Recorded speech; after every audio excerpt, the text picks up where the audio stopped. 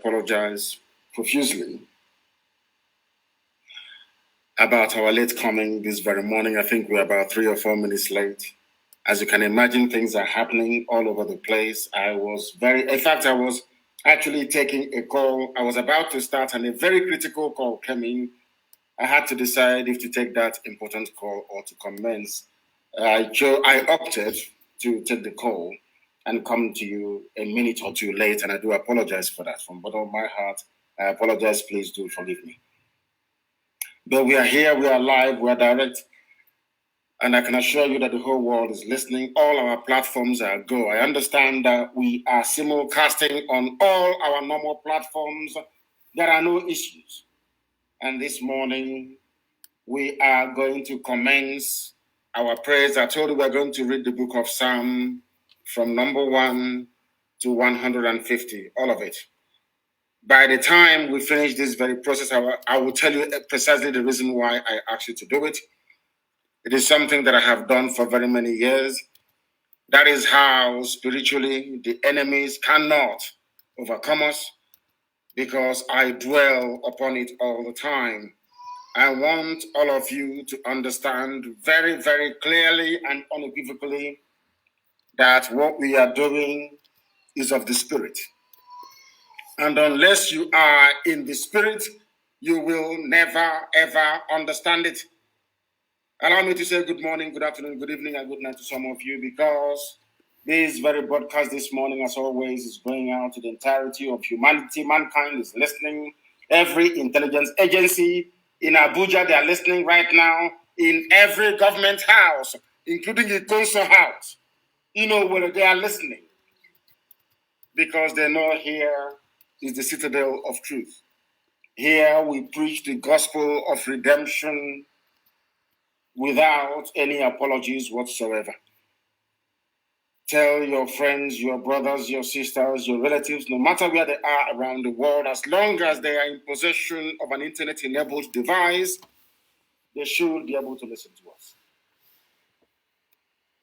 We are live and we are direct, and heaven will bear us witness this very morning.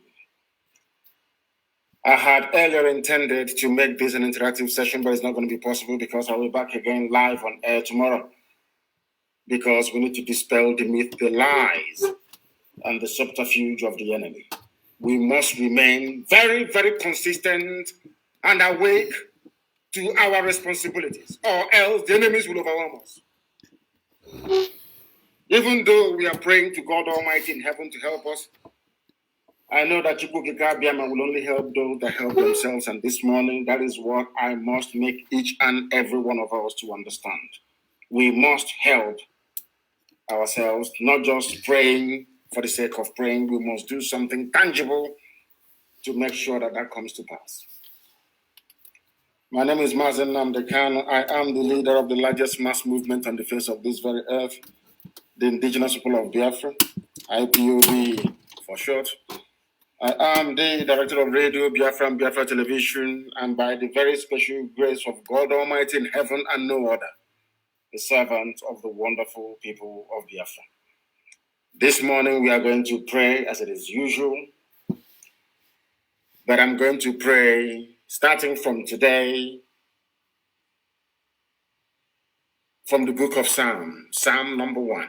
Tomorrow I am going to pray Psalm number 2. The next day I will pray Psalm number 3. And because of the magnitude of what we are doing, we are going to pray in English language. Because, of course, I pray 7 times a day, and when I wake up in the morning, I pray in the language of the ancients, of course. But we are going to pray in English that everybody may be able to follow what we are doing and come to the realization, as we have done many, many years ago, that what we are doing is in the gift of heaven to give. Let us pray.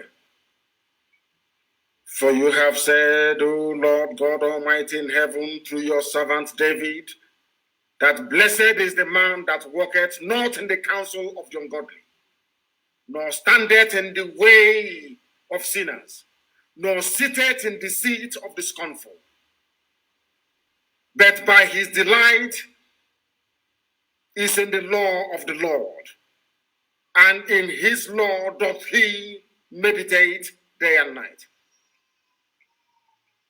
And he shall be like a tree planted by the rivers of water, that bringeth forth his fruit in his season. His leaf also shall not wither, and whatsoever he doeth shall prosper. The ungodly, the Fulani Janjaweed, are not so, but are like the chaff which the wind driveth away. Therefore, the ungodly, the traitor, the saboteur cannot stand in the judgment, nor sinners in the congregation of the righteous. For Elohim knoweth the way of the righteous, but the way of the ungodly shall perish. This we pray in the name of Chukwu Kikabi Amapurumi Henina now and forevermore. He say, all of you, you are going to pray Psalm number 1 today as you're sitting at home, because today is no movement day. As you are sitting at home, you are going to pray and meditate on Psalm number 1. People may be wondering, why are they reading Psalm number 1? We are reading it because we are going to go through the entire prayer of King David, from number 1 to 150. For the next 150 days, we are going to pray and meditate on one psalm every blessed day. Today is Psalm number 1. Tomorrow is going to be Psalm number 2. The next day is Psalm number 3. For 150 days. And then you will see what will happen. 150 days, we are going to remain watchful and prayerful. 150 days. But I'm very, very certain that you will not get to the end of the 150 days, because I have a very personal experience. Now I am giving you the secret of how we operate. We are in the spirit. I know it's very early for some of you this very morning, and I want to get confirmation from those in the know how our compliance is going in terms of our sit at home. Our lockdown, not even sit at home, complete shutdown of everywhere. People who are watching us via Instagram can give us such updates. Those watching via Twitter can also give us such updates. We want to know the level of compliance. I am from Ibeku,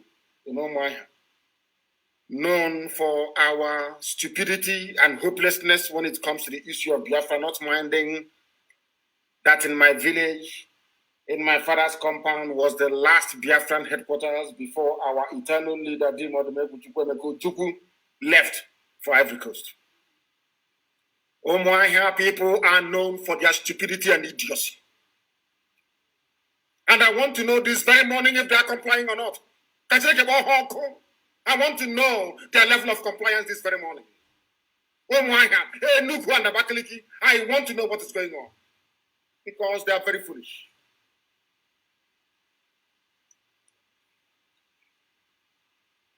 They are very, very foolish. I am from Omaya, but I do not take any prisoners. I don't condone evil or idiocy. It doesn't matter where it comes from. No movement in Enugu, no movement in Onisha, we are hearing. Nkwele Zunanka. They said Enugu is in compliance. Ikonsawe is in lockdown. Enugu is empty. Further Onisha is in total lockdown. Some are saying even for the past 24 hours, there is no movement in and around some parts of Imo State. That Imo is obeying this very command. Calabar is also doing well, we want to know. But Oron, they say, is not complying, and I'm not too surprised about that. I will come to the reason for that later on. And we also need pictures, please, and videos everywhere on every social media platform before they will bribe them to say partial compliance. We want the videos as we normally do, and the pictures this very morning flooding every social media platform. Of course, Anambra is the first son of Biafra and Igbo land in general. They must comply. Anambra has been doing us proud from day one. You know, when Anambra behaves like a first son, I'm very happy. When Anambra comes up to behave, it's like to take the leadership. I am very, very happy. They are the beginning of who we are as a people. Both Igbo and Biafra in general. Everybody's from Anambra State. Everybody's from Anambra. I said everybody's from Anambra State.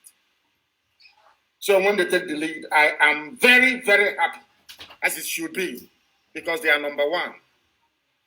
Anambra is. They say I am, of course, all of us from Anambra anyway, so let's not even go there. Asaba is in total lockdown. They said Iguacha is not complying. Newi is in total lockdown. Iguacha is not complying because that little witch, that demon, that devil, Katrina Lang, went there. And unfortunately, my Ikwere brothers and sisters are setting themselves up for destruction. If you listen to what the Janjaweed are saying, if you listen to what the Janjaweed are saying, they said they are tired of Igbo people, they can go. And I feel sorry for my Ikwere brothers and sisters because Wike will lead you down the path of destruction from which you can never recover. As an also if you don't know what is going to befall you or how to do something, you borrow from history. If you people continue with this idiocy of Wike, I'm telling you the truth, you will go the way of a Lauren. How is that people will be better than you? How is that will be better than you? I'm telling you the truth. That is why Omaha is in total lockdown for the very first time. Useless people. I'm from Omaha myself. For those who may not know. I don't take prisoners. I tell you the truth. You may not like it, but I tell you the truth. Of course, our bar is with us. Every time they're with us in total and complete lockdown. There is no movement anywhere. They said Eket in Akwa Ibom is not complying. Abani Road is in total lockdown because here we speak the truth always. We speak the truth always, always. And I will tell you the reason why. Eket and all those places are not, because we are going to focus on them very, very shortly. We are going to focus on them very, very shortly. All of you claiming you are South, Niger Delta, I want you to look at what happened to Hausa people. It will happen to you. It was because of you that I said no to having an Igbo-only republic. I said no. When I was in prison, they came to me to offer me freedom for what they call the 5 southeastern states, and I told them no, I will not have it. I want the people of Ejo to go down in history as having said that we refuse Biafra. So that when what is about to happen to them starts happening, nobody will go to rescue them. Everything I do with facts and with reason. During a referendum, I want people to decide where they belong. Do you want to be part of Biafra or part of Nigeria? Because when you choose Nigeria, I can assure you that Lauren is a child's play. You'll be like Hausa people. Today, is anybody talking about Hausa people anymore? No one talks about them anymore. Because Hausa is gone, taken over by the Fulani Janjaweed. But we must not forget why we are here this very morning. We remember those that fought and died that we may live. You know me, I'm not used to commending people, but when you do something right, I'll commend you. That is why I commend what Obiano did yesterday at the cenotaph that he built to commemorate our fallen heroes. Very, very commendable, I must say. I must also commend Governor Ugwani for what he did in terms of releasing all those. I don't care if they're IPOB, if they're Zionists, they're all Biafrans. I must commend him for their release. And I'm even surprised I'm saying that I'm oh my goodness, I'm even commending OKC Paz. I can't even believe I'm saying this. For coming out on Channels TV last night to speak the truth to power. To speak truth to power yesterday. I also commend OKC Basil for what he said. And to an extent, I also rather very grudgingly commend Omahi as well for lifting the threat to shut down or to take away the businesses of people that will comply with this very order today. Maybe they are beginning to repent. Who knows? I'm not too sure. I don't want to speak too soon. But if they have repented, it is a very good thing indeed. If they have repented, it's a very good thing indeed. I understand Hope Uzodinma is still in hiding. He cannot come out. Nobody can see him, as I have said. He cannot go to any church. He cannot commission any project in any village. If you invite Hope Uzodinma into your village, then you are in one almighty trouble, I can assure you. We are not threatening anybody. I saw the Fulani Janjaweed newspapers like Premium Times writing their junk as usual and Daily Trust. You know how they are.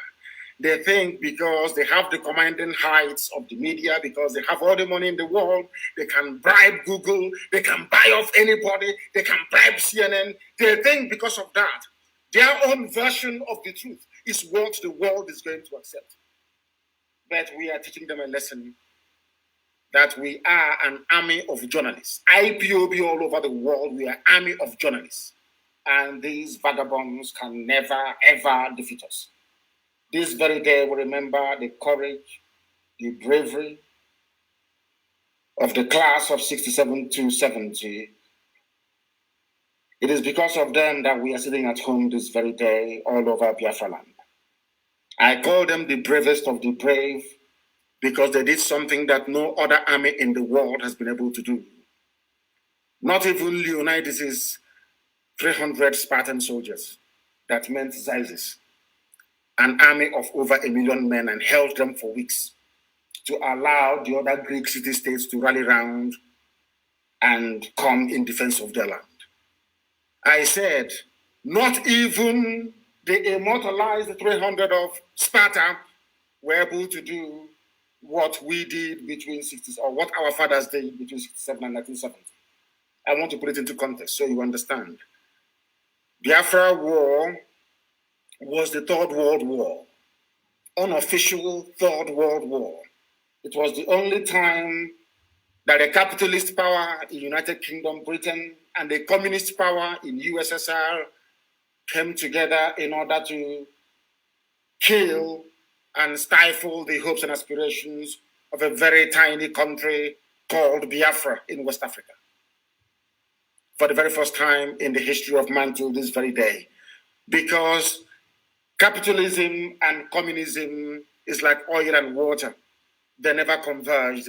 Ask yourself this question, even at the height of the Cold War, when the arms race was in full gear, nuclear weapons being developed, hydrogen bombs being built, mutually assured destruction guaranteed by the array of arsenals in the possession of these superpowers. Then Britain and Russia, they put all their differences aside. Britain announced that there will be an arms embargo on both sides, on the part of Gowon and on the part of our Itanu leader, Ojukwu, in Biafra. Now, the same Britain, the same British government went behind everybody's back, went to Russia. No longer Cold War, they're no longer fighting, no ideological differences between communism and capitalism. They now came together.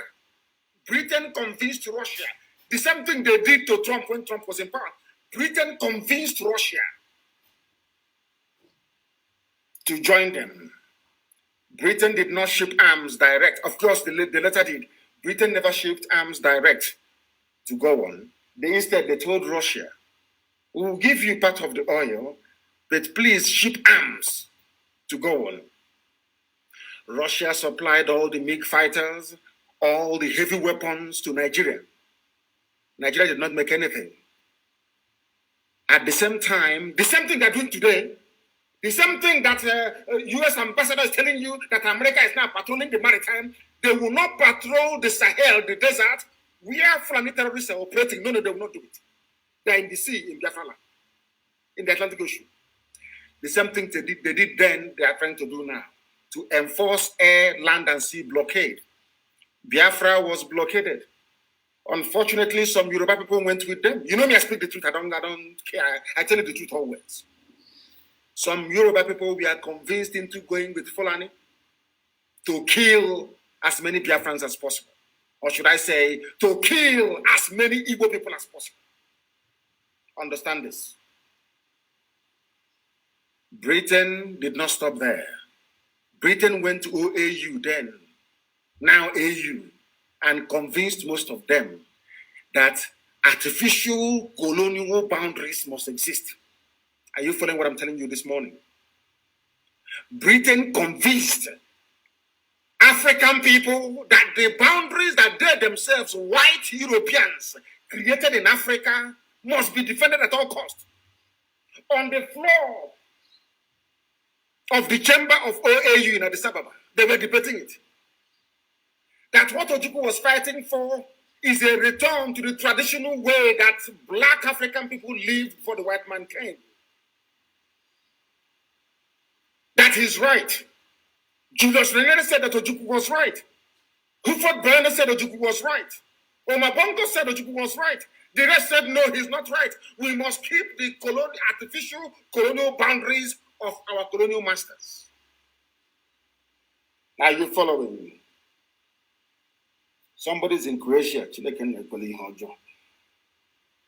Our sister Ruth Okobe is in Croatia. We're everywhere. That's where she's listening to us from. Black people in Africa were against Biafra for no discernible reason. There is no justification for being against Biafra. We wanted to go back to who we were before the white man came. That's all. They said no. They went to Egypt and they brought pilots from Egypt to pilot the MiG bombers and fighter planes that Nigeria was using. No Janjaweed could fly an aeroplane then. None. But in all of these things, we built our own aircraft. We built our own armored personnel carriers in Biafra land. We refined our own fuel. Something we did between 67 and 70, Nigeria cannot do today, even with the state-of-the-art refineries everywhere. We refined our own fuel. The more we became ingenious, the more technologically advanced Biafra was able to prove to the whole world, the more they despised and hated us. I have said this thing many times live on air. Allow me to repeat. There's a man called Chief Justice P.K. Nwokedi of blessed memory, a very good man. He was serving Ojukwu during the war. I think he later on became a justice of the Supreme Court of Nigeria. Justice P.K. Nwokedi. Nwokedi was sent to Bulgaria to go and seek for help. A communist country then.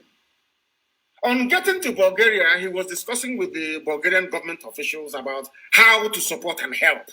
Because the people that brought us the Bible, Britain that gave us Anglican Church, which incidentally, I was, should I say, baptized into, wrongly I would say. Britain gave us Bible, gave us a story of Jesus, and Mary, and the Trinity, and the Holy Trinity. In the name of the Father, the Son, and the Holy. Everything, even dress us up like occultic leaders. Because when you see a pastor in a church, he looks like occultic. He looks like a foreign dibia. But they were supporting Muslims from the north to come and kill us. P.K. Nwokedi went to Bulgaria to go and ask for help. On getting to Sofia in Bulgaria, his aircraft landed. They took him to his hotel. In the next day, they scheduled a meeting with the government officials. They took him to a government building, not the official government building, but a building, and asked him why he came. He told them how Biafran people are suffering, how we are dying, how we are being starved to death, and all the rest of it. And at the end of his narration, he finished narrating his story. They said to him, we sympathize with you. This is Bulgaria, I'm telling you. We sympathize with you. But the thing is that we don't want another Japan. The world is struggling with one Japan. We don't want another one to come up. Chief Justice P.K. Nwokedi told me this himself in a place called Enfield in England when he came very many years ago before his passing. He told me face to face, not recycled information. Chief Justice he was, P.K. Nwokedi. And he looked at them, he said, the Bulgarians told him no. The world is having to cope with the technological advances of Japan. We don't want a black country to come out and be like Japan. No, we don't want it.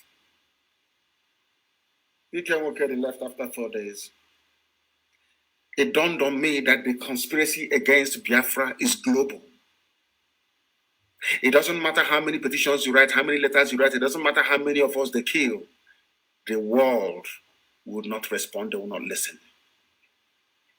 I also told people a very important story. I went to go and see the United Nations officers in Geneva. I walked into the meeting room. Edoziem was there. Our sister Nena was there.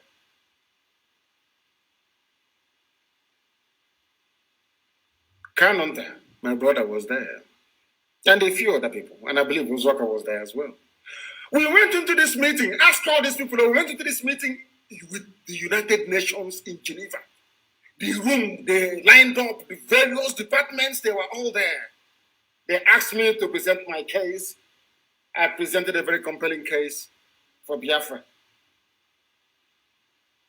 One of them said to me, he said to all of us, not to me, he didn't say it in secret, he said to me,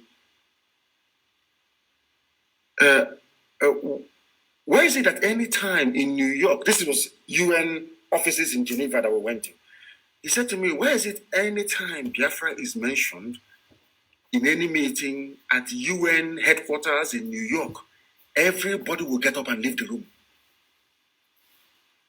I asked him, what did you say? In front of ask anybody who was with me in Geneva what I'm saying. We were at the UN office.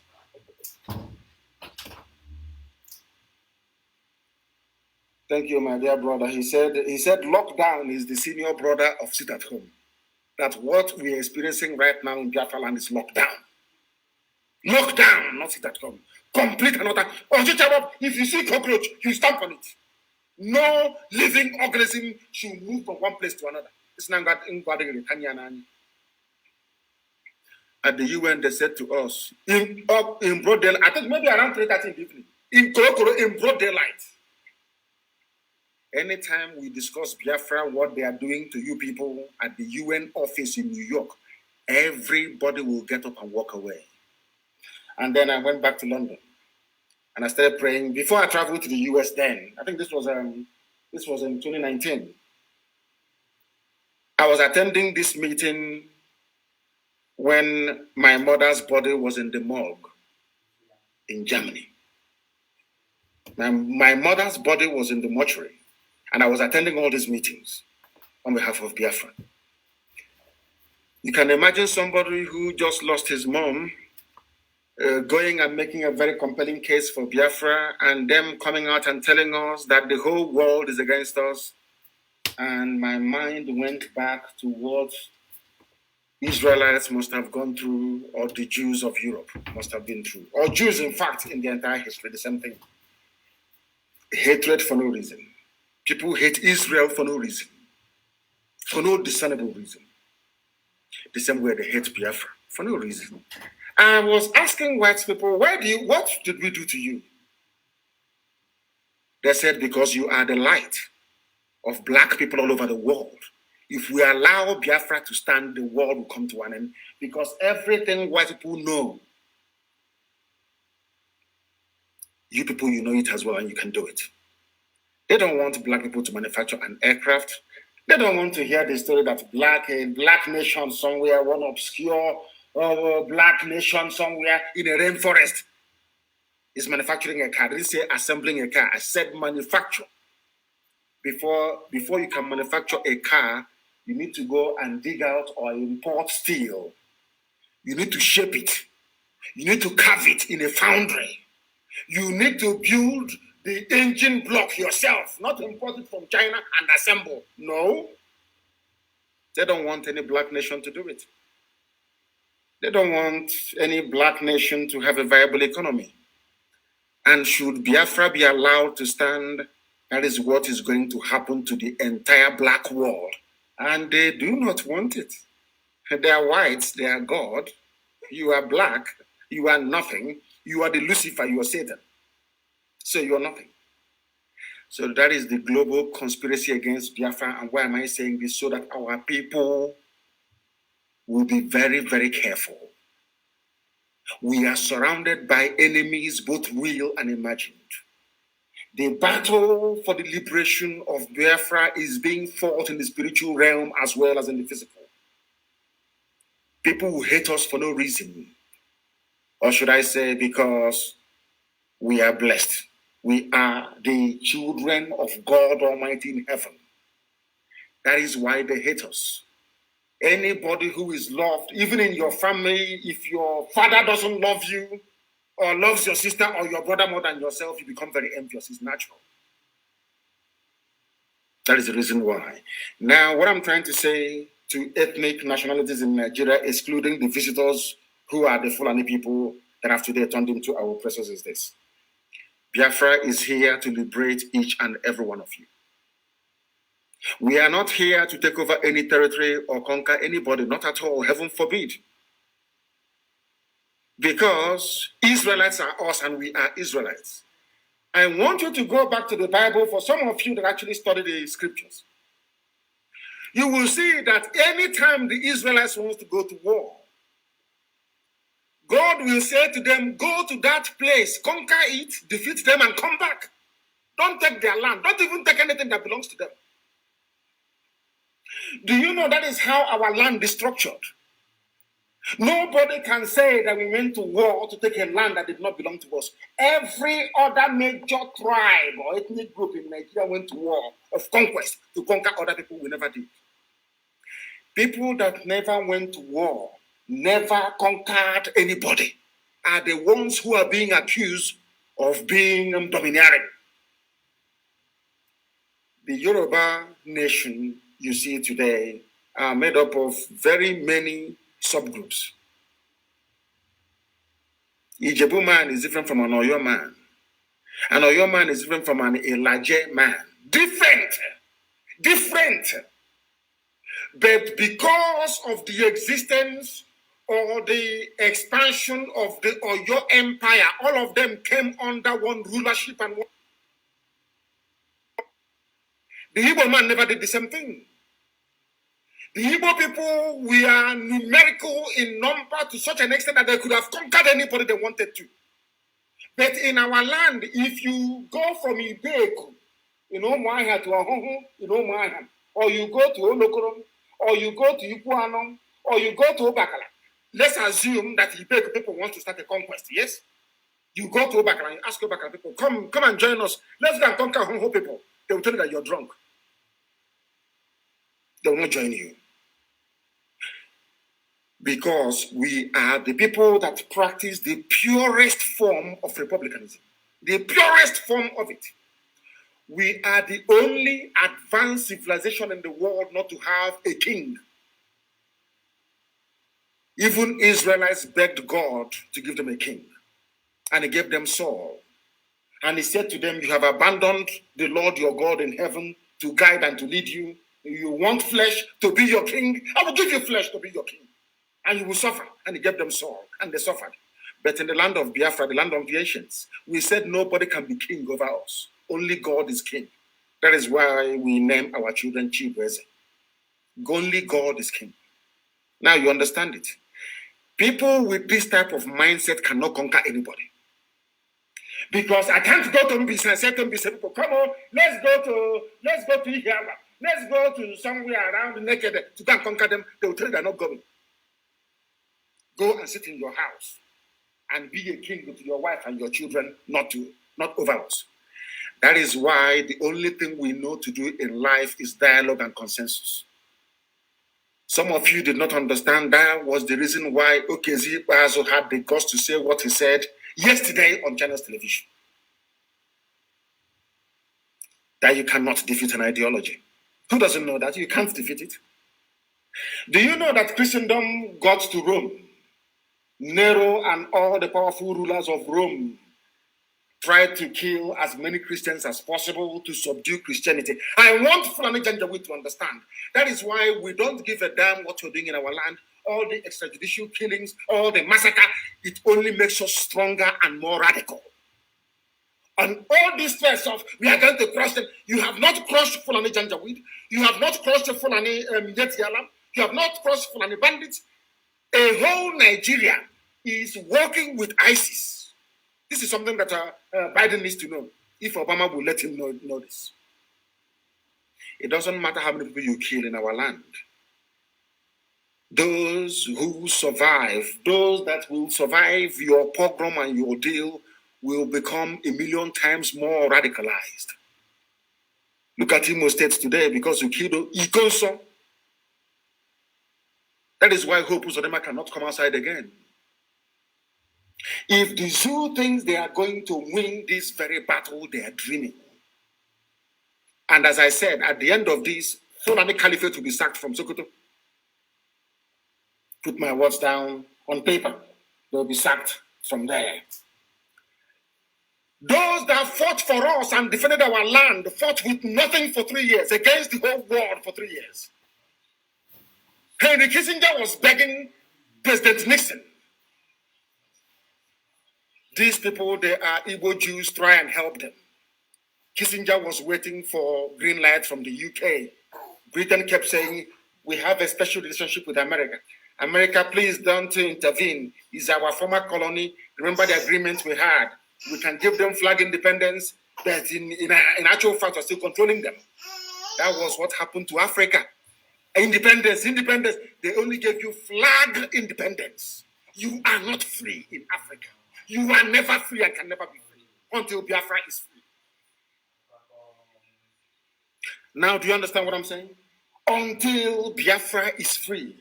These are the things that some of you must understand. You see people that we are locking down our homes for today, they fought with their bare hands for 3 years. Despite the bombing, despite everything.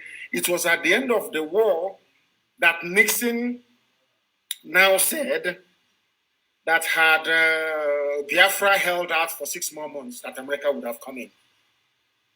But by then it was too late.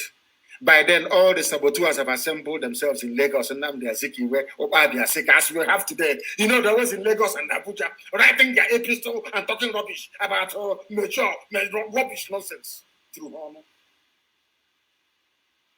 Ojukwu was hated by his own, we love him, of course, to bits, hated by the traitors and the saboteurs we had in our midst.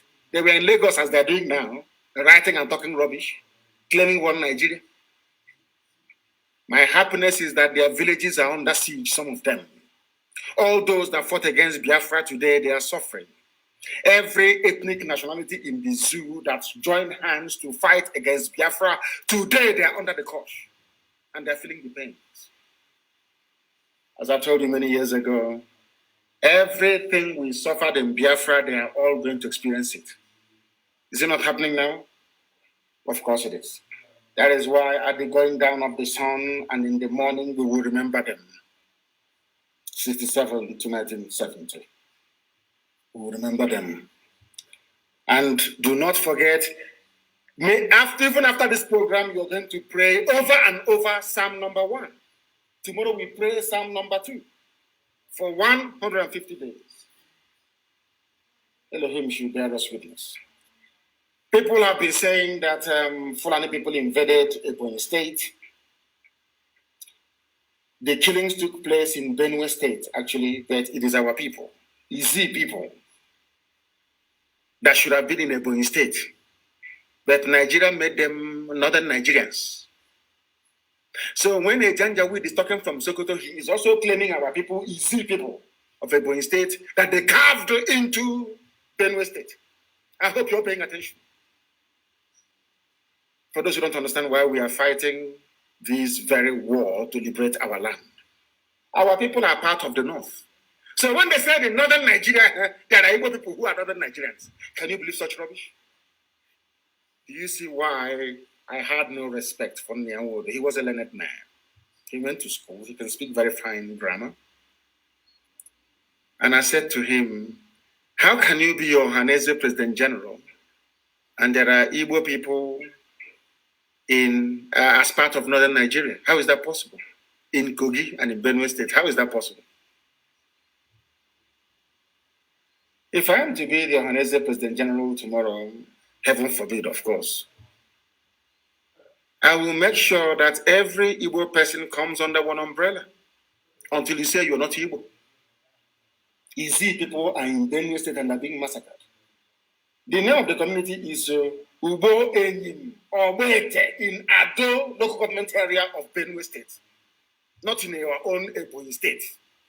These are our people that they carved into such injustice. I sometimes I wonder with our people, such level of injustice, how can you allow it to just pass and do nothing about it? Our people are being killed. Although the place is only accessible through Obala town of Ebonyi local government area, but the people who are being killed, they said they removed our app from where? It's no longer on Play Store. Britain is working overtime. They said that IPOB community radio app is no longer on the Play Store. Of course, it won't be. It's Britain, they have money. How much do they have? They went to Google. Is it not Google that owns Play Store? Go to Google now and write in Nnamdi Kanu on the search engine of Google and see the news you will get. To try to poison the mind and the hearts of the world. Now go to DuckDuckGo. You know that search engine.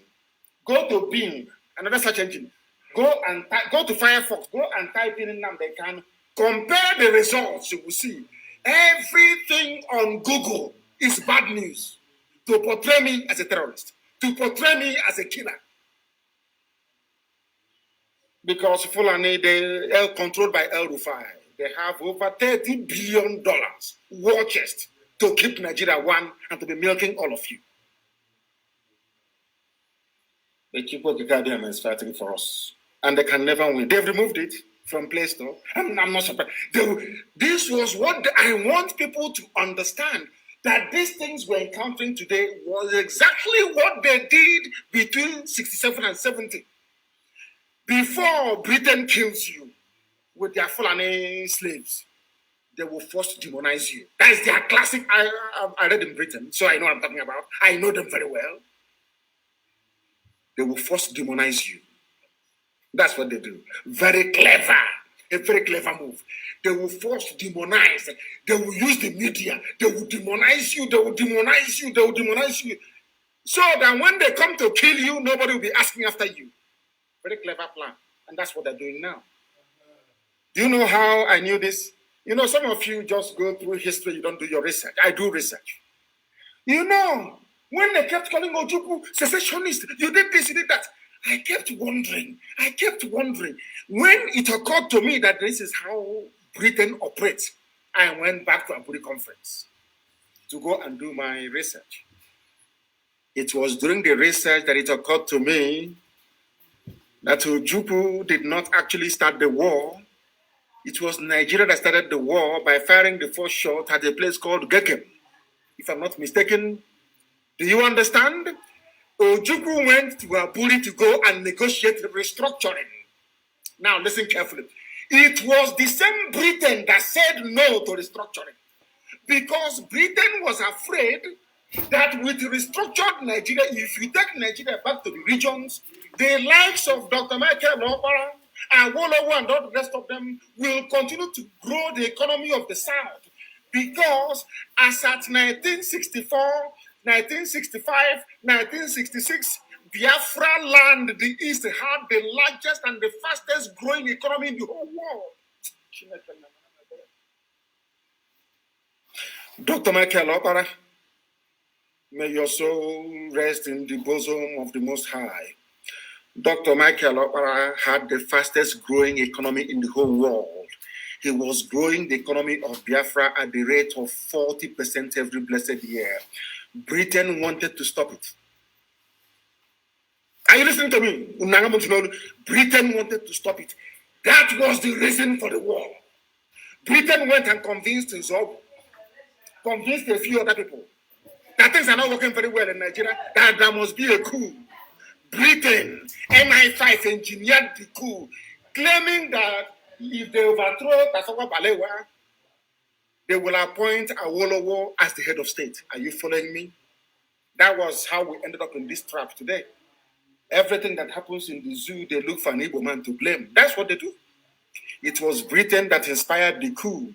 A coup of officers from all over Nigeria. They got together, sacked Tafawa. But some of what they did not know was the target of Britain was Biafra, not Nigeria.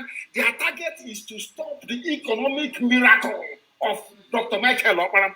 Here is a black race doing something that other black people cannot do. Here is a black race with a cement factory, ceramic factory. They had everything. They had Niger steel. They had everything. We must stop them. That was the reason for the war. If you don't know, let me tell you now.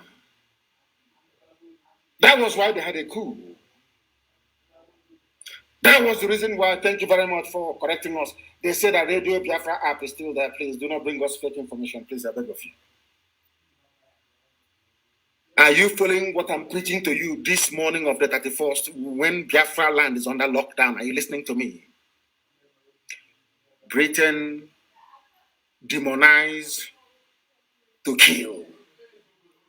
Once the coup finished, they now went to Fulani and told Fulani, the person that killed your revered leader, Ahmadu Bello, is an Igbo man, no longer Niger Delta. Do you see how they flow? No longer Niger Delta or South or Midwest.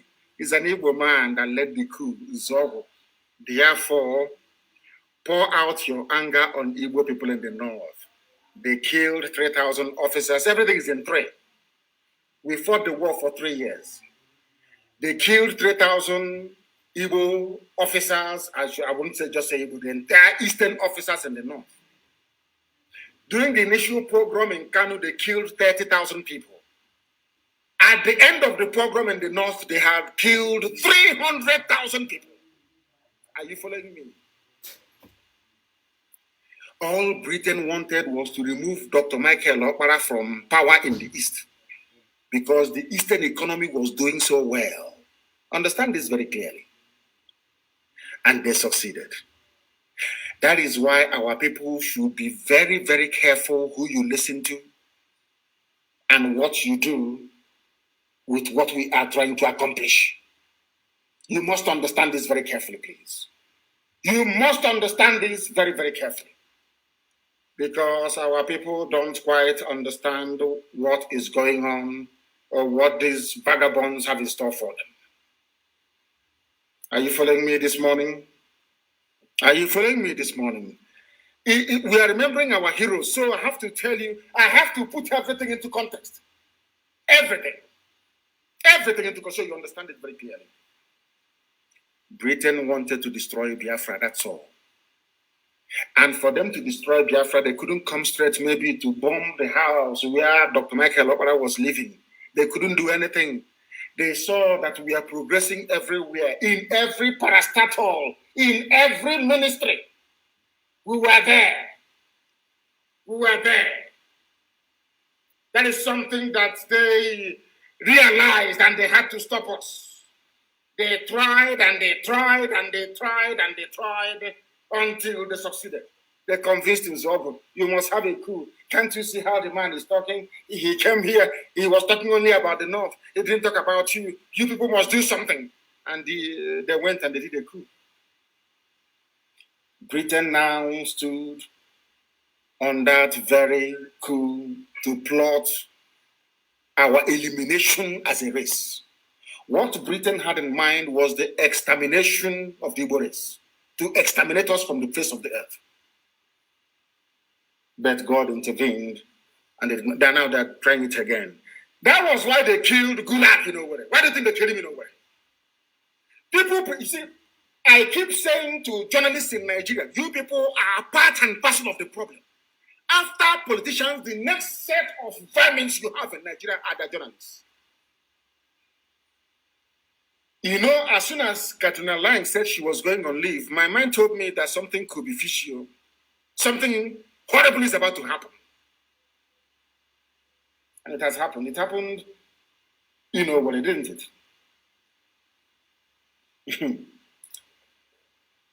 The same way with 1966. That's how they operate. Demonize to kill. Before they kill you, they first of all demonize you. Do you know what they did? Their so-called presidency, which is Garba Shehu and El Rufai now, that the ones running it, I'm going to lay a curse on them. I'm praying before I lay a curse on Garba Shehu. Nobody hears about their vice president, Yemi Oshibanjo. No, it's Garba Shehu we're listening to. Zoo animals that have no, they have no brain. They sent out a tweet.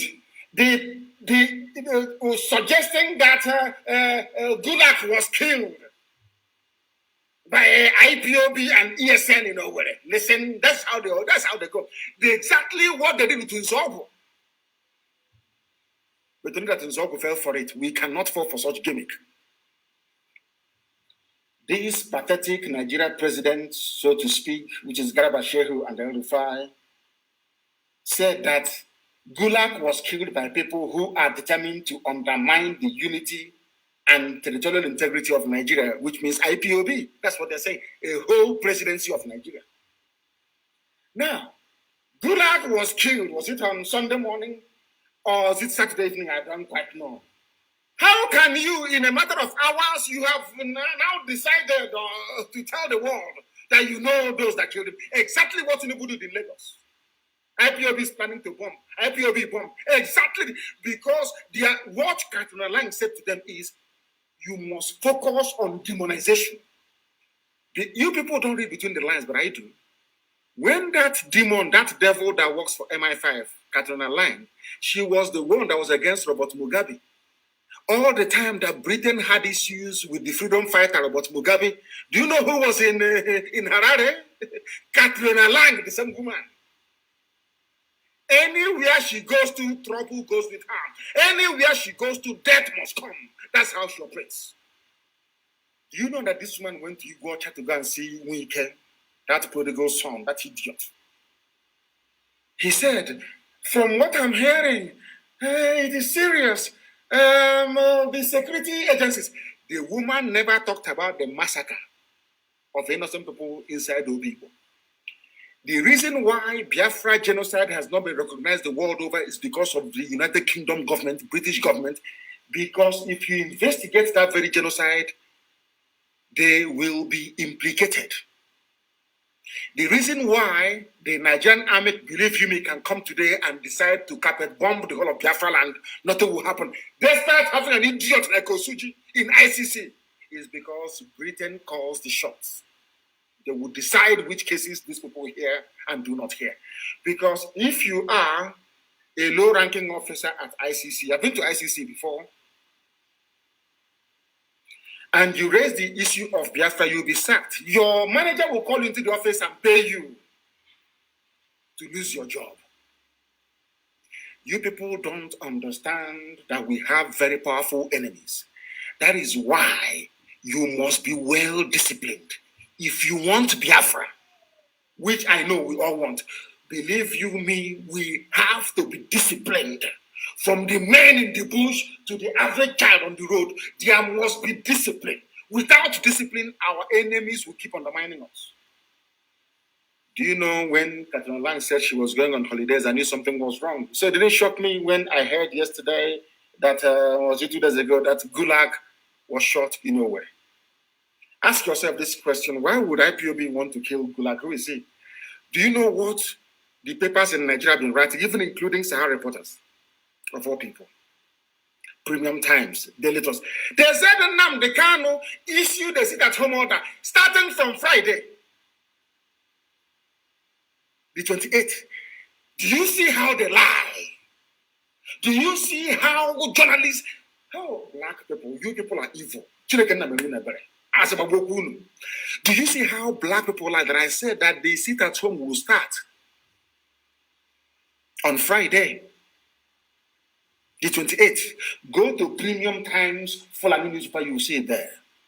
Go to Sahara Reporters, you will see it there. That it is because of the sit-at-home order. Do you see how they planned it? God exposed them.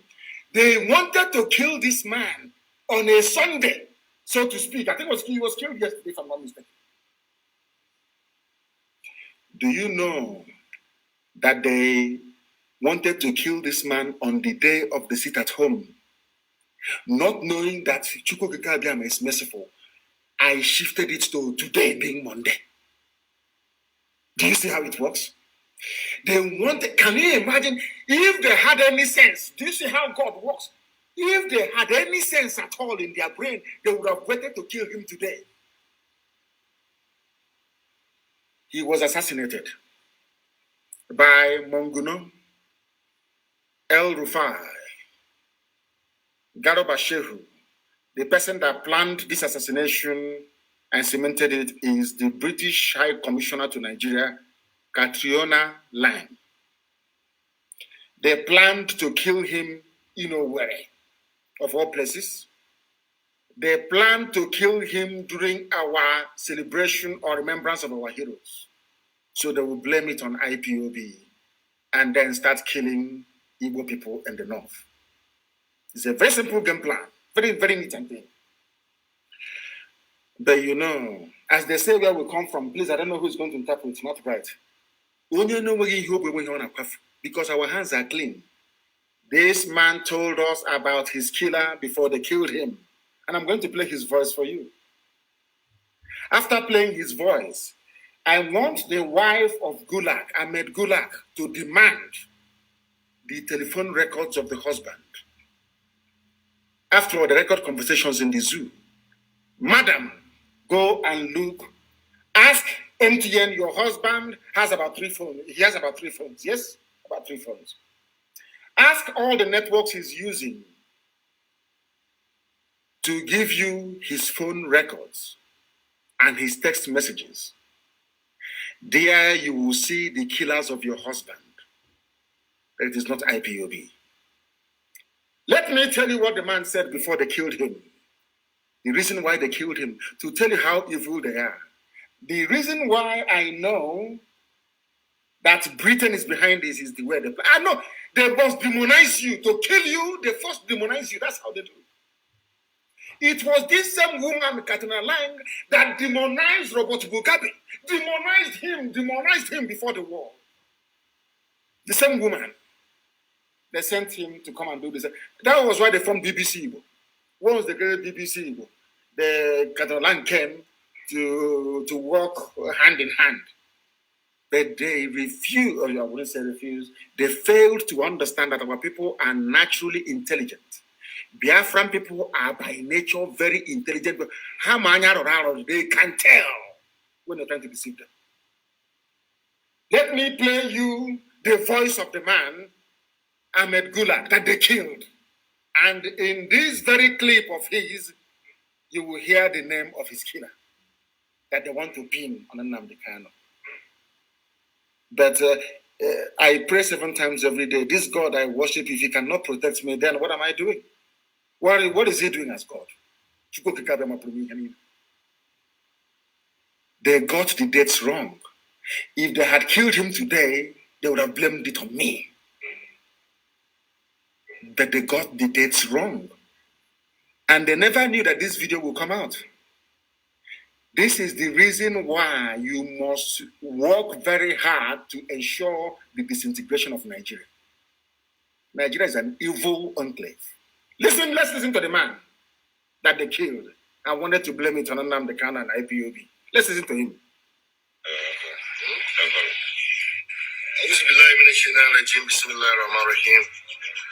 I want to say what I have been saying over time. Mr. President, remove, arrest, prosecute Major General Ali Munguno, your national security advisor. Arrest him.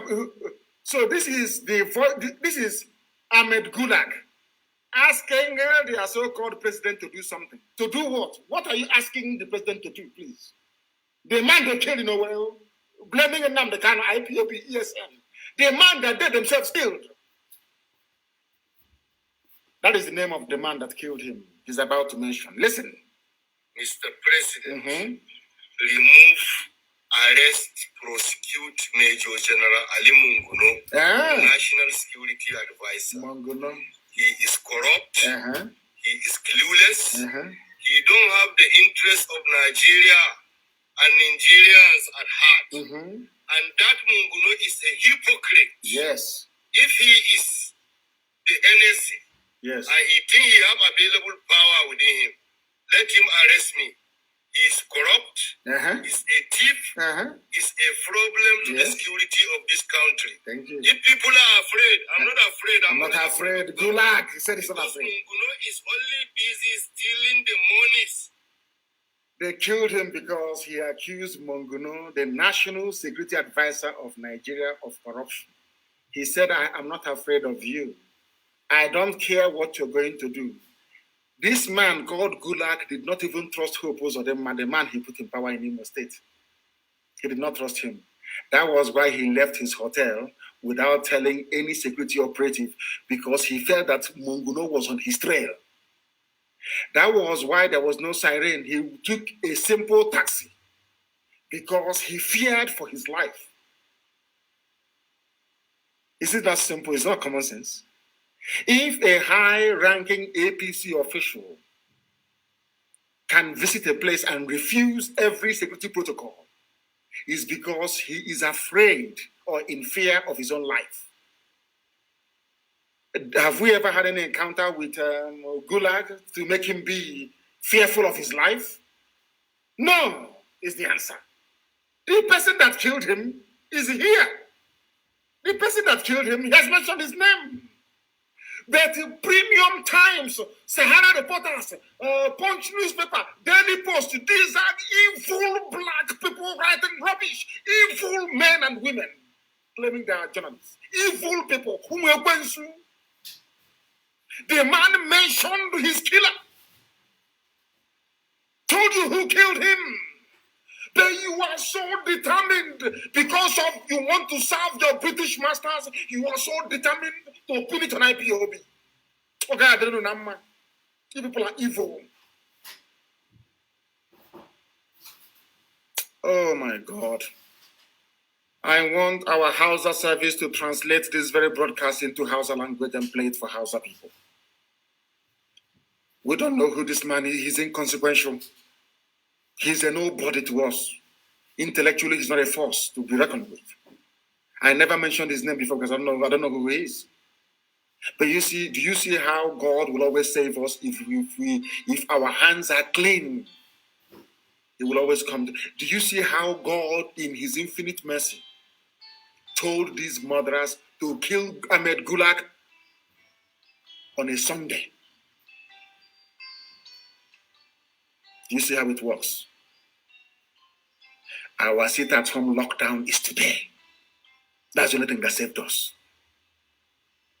And the existence of this video, where he told them who killed him, that every newspaper editor in Nigeria, including Vanguard, they have collected money. Do you see why God hates black people? God hates because black people are wicked and evil. Look at your journalists writing, look at your journalists aiding and abetting lies and evil. This man made a video and told you that his life is in danger and who is going to kill him. But you all wanted it to be IPOB. Let us listen once again to what he has to say. For the last time. So that when you're reading all those junk, you know what to tell them.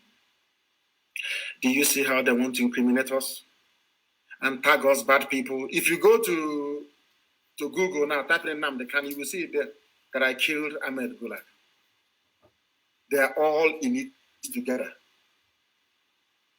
They are all co-conspirators, all of them. All of them. Listen.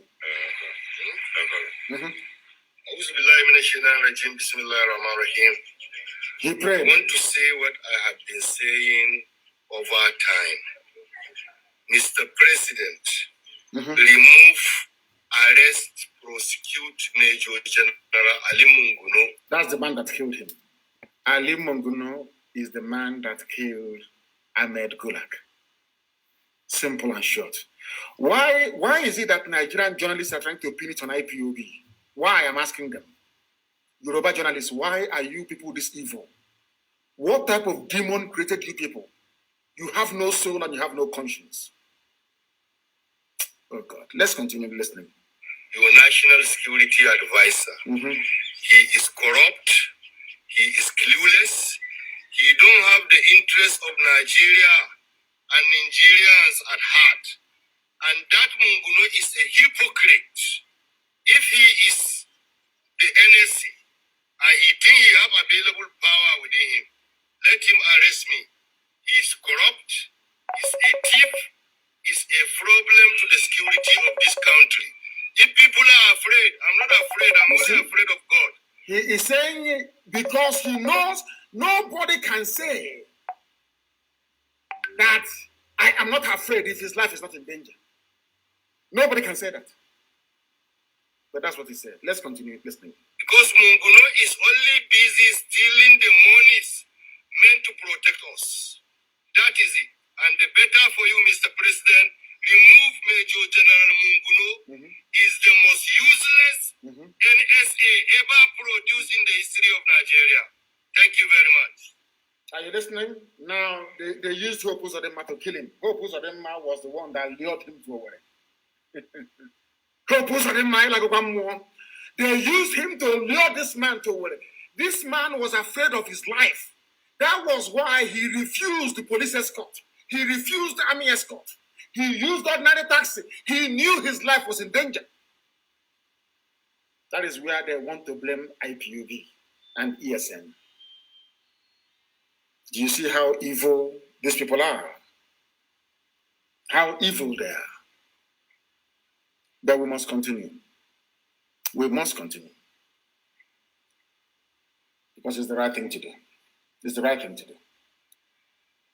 This is the same gulag that Okorocha offered money to put his son-in-law, Uche Nwosu, in the council house, the government house, in Owerri.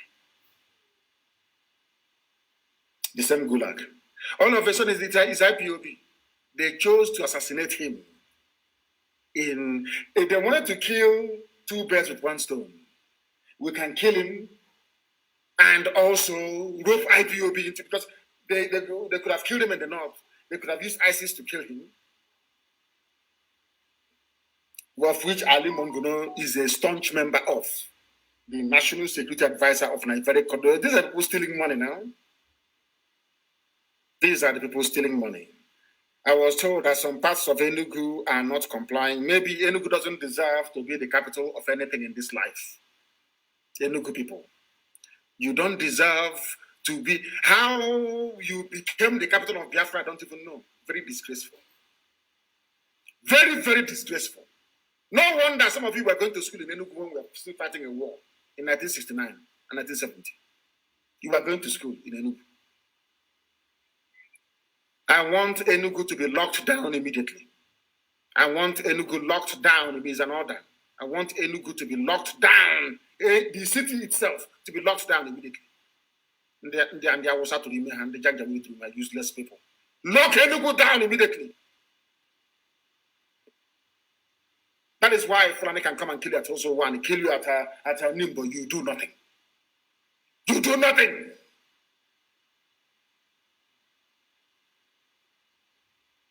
Anyway, we'll visit Enugu very soon, and they will see. They will see. The whole Gulag subterfuge is something we Biafrans are used to. Britain wanted to stop Biafra, wanted to stop Dr. Michael Up, and all they did was to get involved and a few people to do a coup. At the end of the day, at the end of that process, we had lost 5 million people and counting. That's how they operate. So when they kill Gulag, then Igbos in the north will massacre.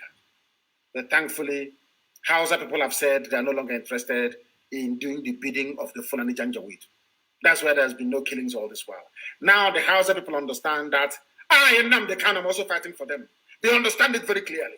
For them to be free from the yoke of Fulani Janjaweedism. They understand it very clearly. The time where you can come with your lies and get away with it is long gone. Not anymore. Not anymore. Not anymore. Don't worry, my people. That thing Enugu is asking for, they will get it. They will get it. But of course, it's some of the Enugu is on lockdown. It's the army that is perambulating with Fulani people on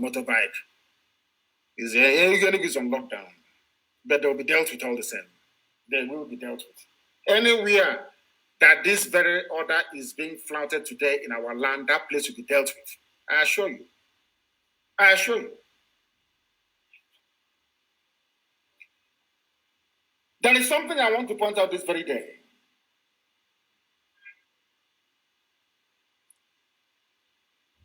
The North have issued a statement which I welcome wholeheartedly. Enugu is on lockdown. People should stop lying. You know me, I speak the truth always. They say that Enugu is on lockdown. Enugu is on lockdown. And there was abduction of students yesterday at Imo State University. I hope the Fulefus, you're listening. The army went to a hostel to go and abduct people. I hope you are all listening and following. Tomorrow night you start talking rubbish. They went to a hostel and I want that school to vacate. They must leave the school because if you're in school, you know where they're going to abduct you. Futo, College of Agriculture, all of them, you must leave away. Go back to your parents' homes, please. Or else the army will come there to abduct you. For the Janjaweed people, they have said something today very, very critical. They said that we don't want to coalition of northern groups.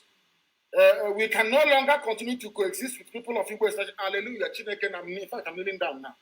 Hallelujah. Who wants to coexist with you? Janjaweed, who wants to live with you? Why? Because of the death of Gulag. Exactly what they did in 1966. It is a fellow Fulani Janjaweed that killed him. Now they want to blame Igbo people for it. Enugu is in lockdown. I know that Eket is not complying. Enugu is on lockdown. Videos is on Facebook. Because I have to speak the truth. If anywhere is not on lockdown, I have to say it. I don't have time to pepper over, to try to cover up our foolishness and idiocy. I have no time for that watch. I will tell you the truth. If Enugu is not complying, I will tell you Enugu is not complying. But an overwhelming number of people are confirming that Enugu is on lockdown. It's only a few Janjaweed they hired, those few shiners to be moving about to give the impression that the place is not everywhere. Of course, Anambra will always comply. Anambra will always comply. They are the head now. They are the first son, so they have to comply. They have no choice. They have to comply. Maybe the capital of Igbo nation should maybe not even know where move to Anambra. To be honest with you, because in the new Biafra we're going to have an independent Igbo nation, independent Ijo nation. Ibibia will be independent. Everybody will be independent, autonomous, so to speak. The capital of an autonomous Igbo nation maybe should be somewhere in Anambra State after all.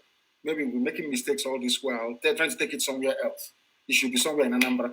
Because Anambra is the only place, anytime there is a sit-at-home or lockdown, entire Anambra will be locked down. Aba will comply, but Omwaha will be shaky. Very stupid people, you know. And I didn't believe in Omwaha. Useless to the core. Useless to the core.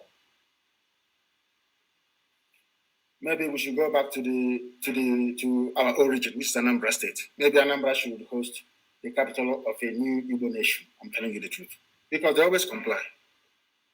The only governor to build a cenotaph is from Anambra. The one we built in Enugu was knocked down by criminal elements. I don't know what's wrong with Enugu. Okay, get down and do this. What is wrong with you people, sir? Is it your years? Enugu was the place where they elected a Hausa man as the mayor 2 times in Enugu.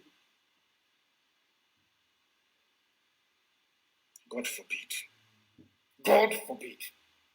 This coalition of northern groups, CNG, on Sunday said the North can no longer continue to coexist with people of Igbo extraction in Nigeria.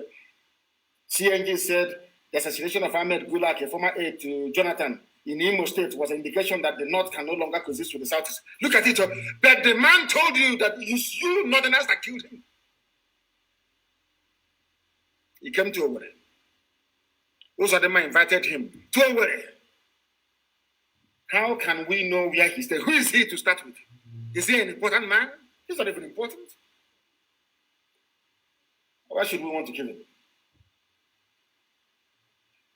We are fighting for freedom, not killing people. Only in the zoo that self-determination is a crime. People who did not go to school. They say that Enugu is on lockdown, though. We shall see. Enugu is complying. We shall see. Aguilera is in lockdown. Imo State is under chain. Lock and key. Lock and key. Obo, of course, is Imo State is on lockdown. It's all why I want to hear about. Stupid set of people. It's all why I want to hear about, please, because they're very useless. I want to hear about Omaya, please. Go to Instagram and tell me what is happening in Omaya. I want to know because they are known for their very, very stupid. Omaya, very useless. Useless to the core. There was a song I used to listen to when I was small after the war. They used to mention places where they had filling station. The musician mentioned Omaya. Somebody at the background said, "What can I lie?" Omaya has been stupid from day one. I want to know what's happening in Omaya today. Very, very useless. Useless. What is under lock and key? Enugu is complying, but must be checked. Yes, I want men. Of course, Obi will comply. The heart of Igbo land. They will comply. Enugu all the time. I don't know what's wrong with you people. You and Omaya. That's your madness will be cured in the coming weeks and days. People are useless. We are live and we are direct and the whole world is listening. The whole world is listening. I want to read for some of you that believe in Niger Delta South, because yesterday during the get-together, I must also commend the World Igbo Congress. They are doing fantastically well. Fantastically well. Fantastically well. Very, very important, please. They say it's in lockdown. That's where I come from. It's very, very useless. Useless set of people. Useless to the core. The money they don't even have. They'll be running around, I want to go to Ghana and trade. The money they don't even have. Do something to make your life better, they will not do it. Nsukka, of course, Nsukka will comply. There are learned people there, they will comply. It's Enugu city itself that I'm more worried about. Not any other place. They said Omaya is on lockdown. Complete, not 12 o'clock, you start moving about. Not 12 o'clock, you start moving about. Complete lockdown, I said, until 6 p.m. Let me try and check. Oh, complete lockdown. Omaya is on lockdown. Yes, I can say it. Omaya is on lockdown. My village is on lockdown. It's on complete lockdown. I can see it everywhere. Till 6 p.m., I said. You know, some of you, it's 4 o'clock. Let's come out and see what is going on. You see?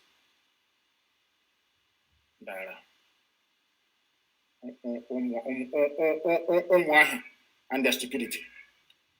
We must be very, very disciplined. I saw a video, I don't know if it is correct, and I know there are men and listening. I want them to listen very, very carefully. If we are disciplined, we can defeat any army in the world. Discipline is the key.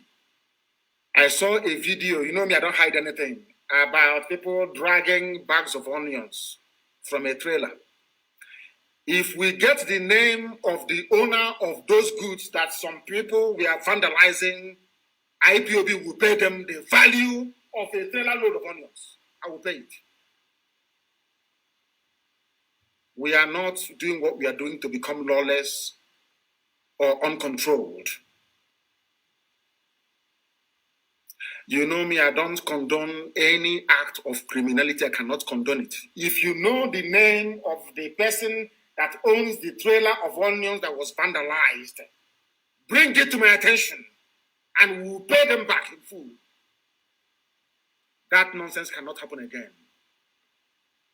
I've told people before, places of worship is out of bounds. Banks you cannot touch.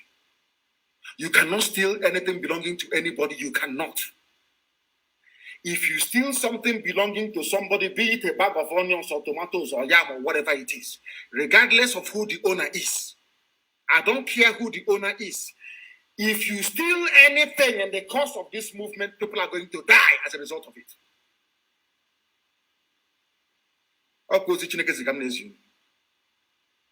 You cannot steal one thing, but instead, if you're hungry, if you go into the nearest house, they will feed you.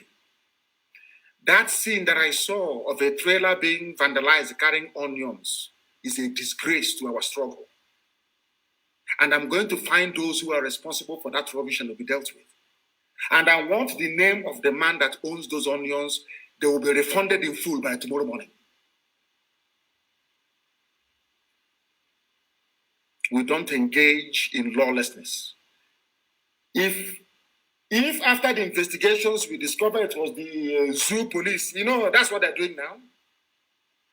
The army disguising as police and terrorists disguising as police to do something, then we shall find out and we will know. I don't want any merchant. I don't want any merchant coming from the north to be touched. Never. Don't touch him, don't touch his goods. No matter what, you don't do it. You don't try that rubbish. I said you don't try it. We are IPOB. We don't try such nonsense. Nobody. If you know the name of the man or the driver of that trailer, you get it. IPOB will refund the full cost of a trailer load of onions. We will pay it tomorrow morning. I hate criminality. I can't stand it. I said before, no banks should be touched. No church. No mosque. No business person should be touched. No business person should be touched. None should be touched. We know who our enemies are. Not these people struggling to feed their families. What type of nonsense is that?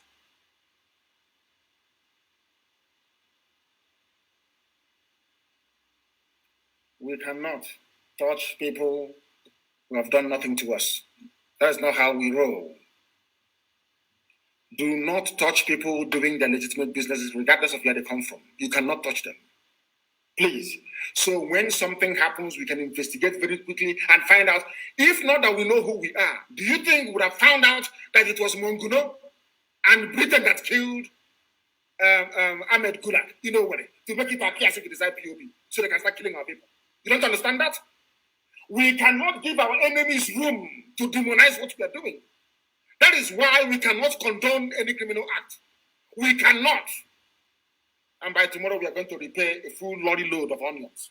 Money we could have used to do more important things, we are now going to spend compensating the owner of those onions that some fools vandalized.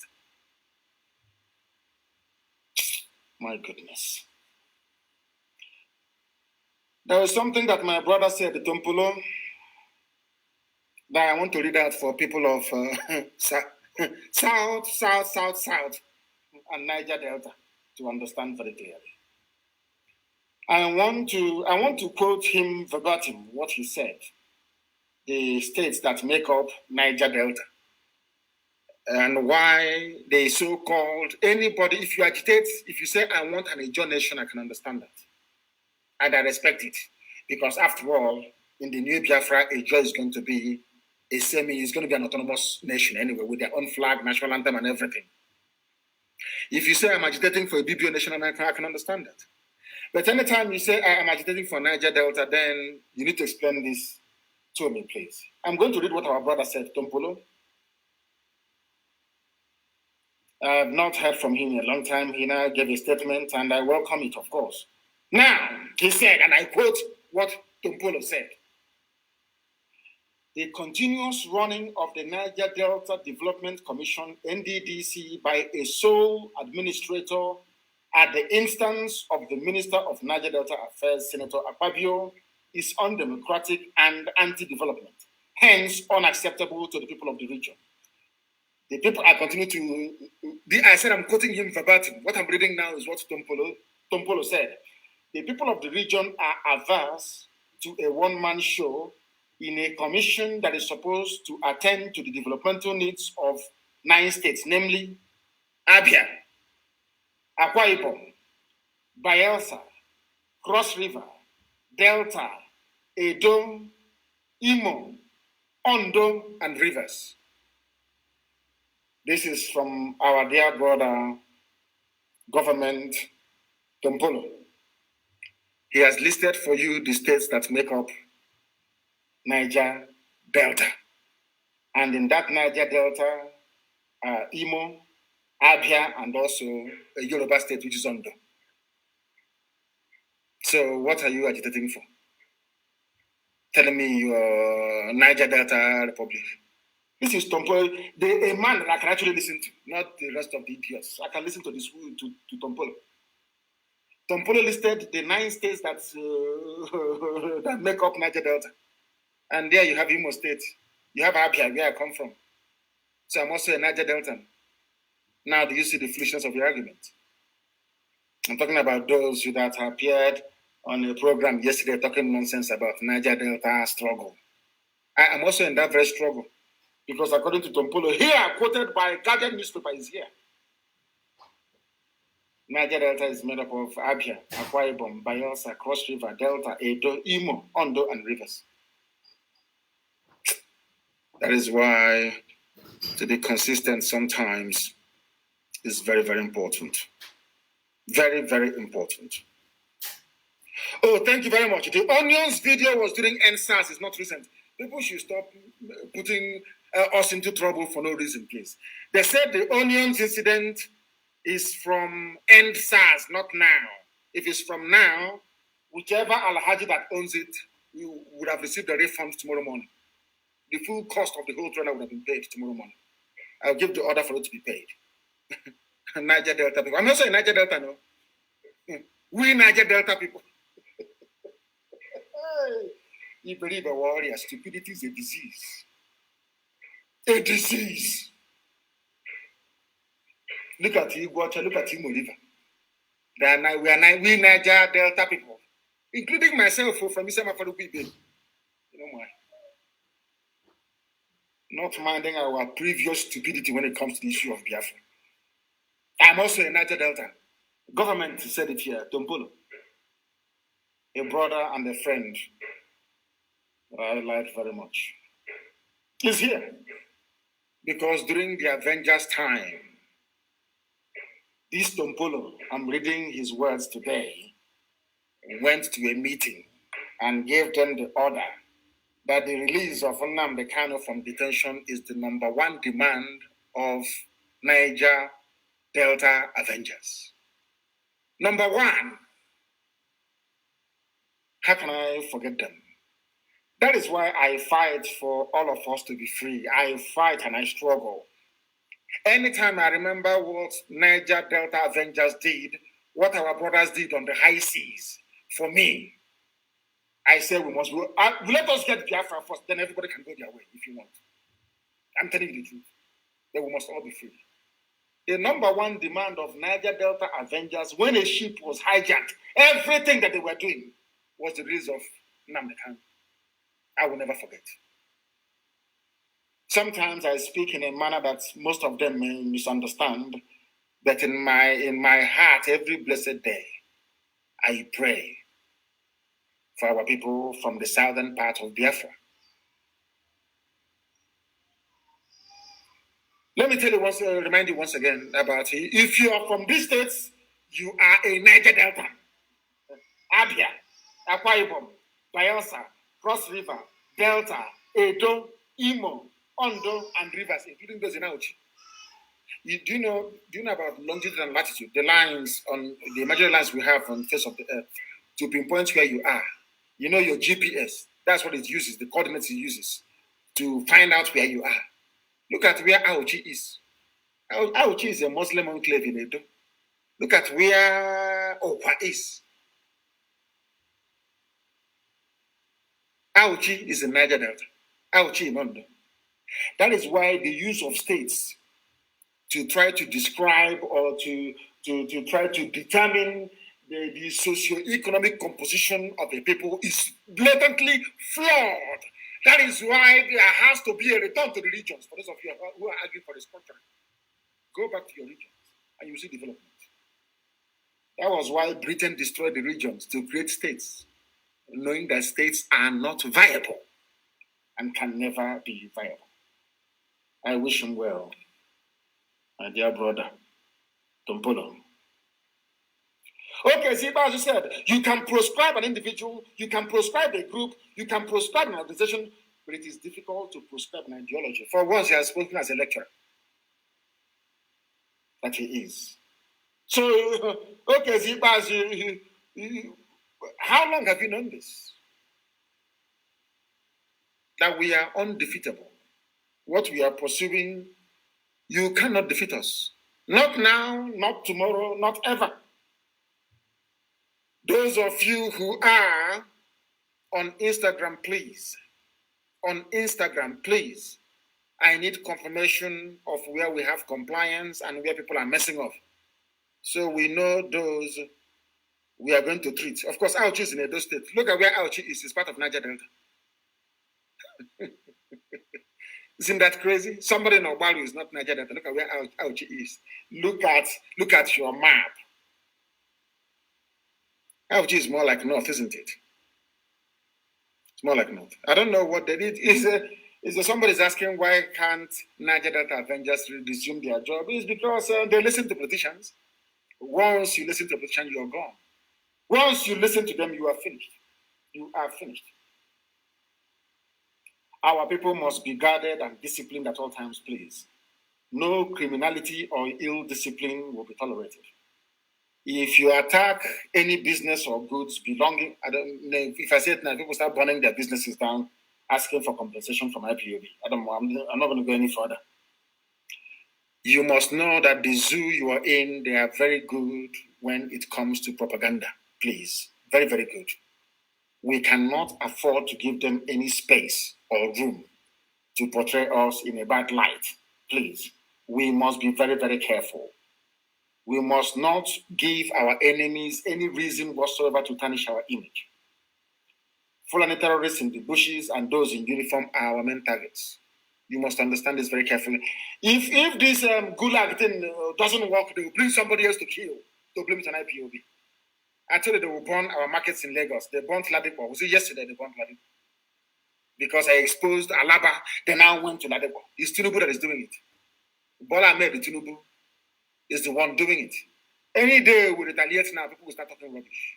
Now that Tinubu is busy burning down Igbo markets in Lagos, nobody will talk.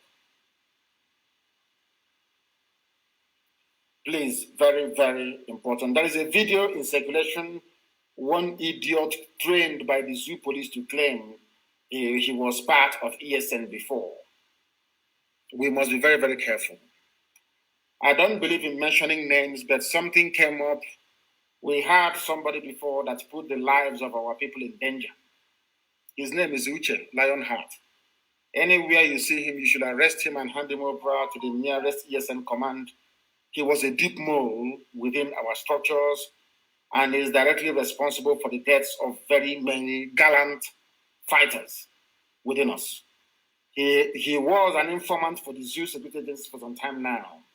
Wherever you see him, arrest him and hand him over to the nearest ESN command. His name is Uche. He was formerly one of my bodyguards. They call him Lionheart. He moved from Obibo into Imo State. He is working for the zoo. He was the one that compromised our structures in Iguacha. The same thing he tried to do in Imo State. We are investigating if he had a hand in the death of Ikonso in terms of giving away his movement. His name is Uche Lionheart. If you find him, you know what to do. He's a traitor. He is a traitor. Very, very important. Of course, Onesha will comply. If you have been dealing with him, Uche or Lionheart, if he's been sending you videos before, you are part of the problem also. Anybody who contacts him, Chineke na America better, because you are a dead animal walking. He is evil. He is evil. Uche, his name is Lionheart, is evil. He is working for the zoo. He is working for the zoo. He is an enemy. Because of him, we have lost very many people. He is the one that will tell the zoo police where to find our people. He is the one. You send him on an errand, he will set the people up, and the zoo police or army will arrest them. That is what he does all the time. And that era has come and gone. Be very, very careful, please. And I want his pictures everywhere, circulated everywhere. So you know who you're dealing with. He is evil. And you know me, I don't hide anything. If you are within our structures in ESN and work for the zoo, I will come live on air. I will expose you. I will put your pictures everywhere. Those of them in America that were contacting him before, do you see what you have done? That was why I said nobody from abroad should contact my men on the ground. That was what I said. Now you can see the reason why. Now you can see the reason why. He is evil. Very, very evil. And everybody who's ever dealt with him, you are also a suspect. Right now, because I can't trust you. Uche was a mole and a traitor within our midst. And he's finished. And on that note, we have come to the end of our program this very morning. We must be very, very careful. I want this very lockdown. Sometimes I don't want very strict enforcement of lockdown because I want to see how many of our people are into what we are doing. How many of them willingly accept what we are doing. But all the same, I thank you all this very morning for listening. Do not forget what Biafra